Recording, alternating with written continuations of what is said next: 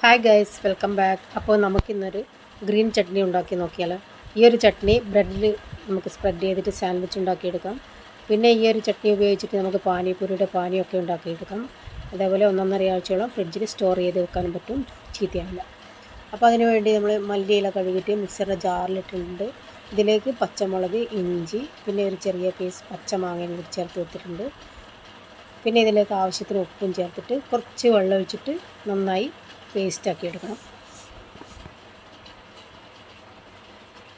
അപ്പോൾ ചട്നി ഇവിടെ പേസ്റ്റാക്കി എടുത്തിട്ടുണ്ട്. കണ്ടില്ലേ, ഇത് നമുക്കൊരു എയർ ടൈറ്റ് കണ്ടെയ്നറിലാക്കിയിട്ട് മാറ്റി വെക്കാം. പിന്നെ ഇത് ഫ്രിഡ്ജിൽ വെച്ചിട്ട് നമുക്ക് ആവശ്യമുള്ളതൊക്കെ എടുത്തിട്ട് ഉപയോഗിക്കാം. അതേപോലെ ബാക്കി മിക്സറിൻ്റെ ജാറിലുള്ളതൊക്കെ വെള്ളം ഒഴിച്ചിട്ട് വേറെ തന്നെ സെപ്പറേറ്റ് എടുത്ത് വെച്ചിട്ടുണ്ട്. ഇത് നമുക്ക് പാനിപ്പൂരി ഉണ്ടാക്കുമ്പോൾ പാനിക്ക് വേണ്ടിയിട്ട് ഉപയോഗിക്കാം. ഇതിൽ കുറച്ച് ഇംലിൻ്റെ ചട്നിയും അതേപോലെ ജാഗറി, ചാറ്റ് മസാലയൊക്കെ ഇട്ടാൽ പാനിപ്പൂരിയുടെ പാനിയായി. അപ്പോൾ ഇത് രണ്ടും ഫ്രിഡ്ജിലേക്ക് മാറ്റിയേ കുട്ടികൾക്ക് ആവശ്യമുള്ളപ്പോൾ എടുത്തിട്ട് ഉണ്ടാക്കി വെക്കാം. അപ്പോൾ വൈകുന്നേരം ഞാൻ ഇവിടെ സാൻഡ്വിച്ച് ഉണ്ടാക്കാൻ വേണ്ടി ചട്നി എടുത്തിട്ടുണ്ട്. ഈ ചട്നി നമുക്ക് ബ്രെഡിൽ നന്നായി സ്പ്രെഡ് ചെയ്ത് കൊടുക്കാം.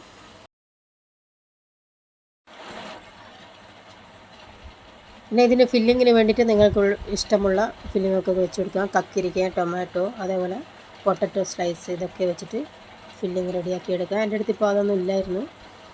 കക്കിരിക്ക ഉണ്ടെങ്കിൽ അതും വെച്ചാൽ മതി. ഇപ്പോൾ വെറും ടൊമാറ്റോ മാത്രമാണ് വെക്കുന്നത്. ഇതൊന്നും ഇല്ലെങ്കിൽ കുഴപ്പമില്ല. ഈ ഒരു ചട്നിയും ടൊമാറ്റോ കെച്ചപ്പും മയോണൈസും ഒക്കെ ഇട്ടിട്ട് നമ്മൾ നന്നായി ടോസ്റ്റ് ചെയ്തെടുത്താലും നല്ല ടേസ്റ്റ് ആയിരിക്കും. എൻ്റെ കുട്ടികൾക്കൊക്കെ വളരെ ഇഷ്ടമാണ്.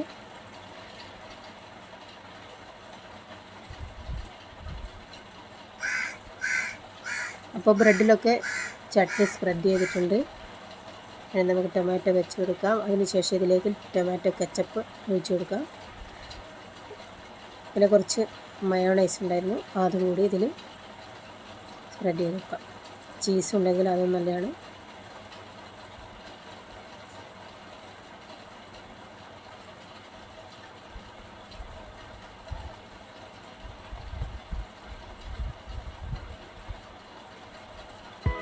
നമ്മുടെ കയ്യിലുള്ള ഐറ്റംസൊക്കെ വെച്ചിട്ട് വൈകുന്നേരം ഒരു സാൻഡ്വിച്ച് ഉണ്ടാക്കിയെടുക്കാമെന്ന് വിചാരിച്ചു.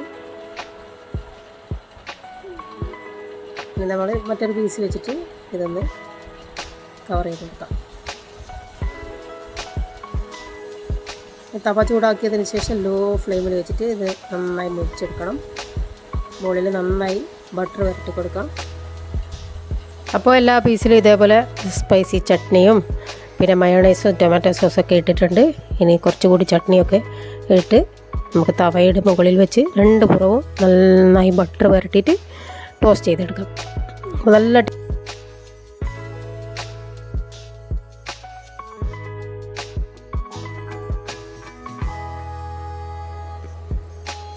ചൂടോട് കൂടി കഴിക്കാൻ നല്ല ടേസ്റ്റി ആയിരിക്കും. ഉള്ളി പറ്റുമെങ്കിൽ അതും കൂടി ഇട്ട് കൊടുക്കാം. സവാള സ്ലൈസാക്കിയതും ഇതിൻ്റെ നടുവിൽ വെച്ച് കൊടുക്കാം.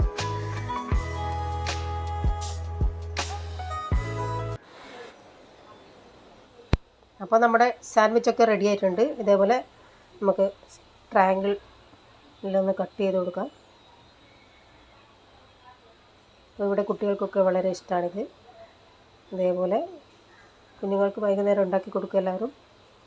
അപ്പോൾ വീഡിയോ ഇഷ്ടപ്പെട്ടിട്ടുണ്ടെങ്കിൽ ലൈക്ക് ചെയ്യാൻ മറക്കരുത്. അതേപോലെ ചാനലൊന്ന് സബ്സ്ക്രൈബ് ചെയ്യാനും അതേപോലെ റെസിപ്പി ഇഷ്ടമായിട്ടുണ്ടെങ്കിൽ കമൻറ്റ് ചെയ്യാൻ മറക്കരുത് കേട്ടോ.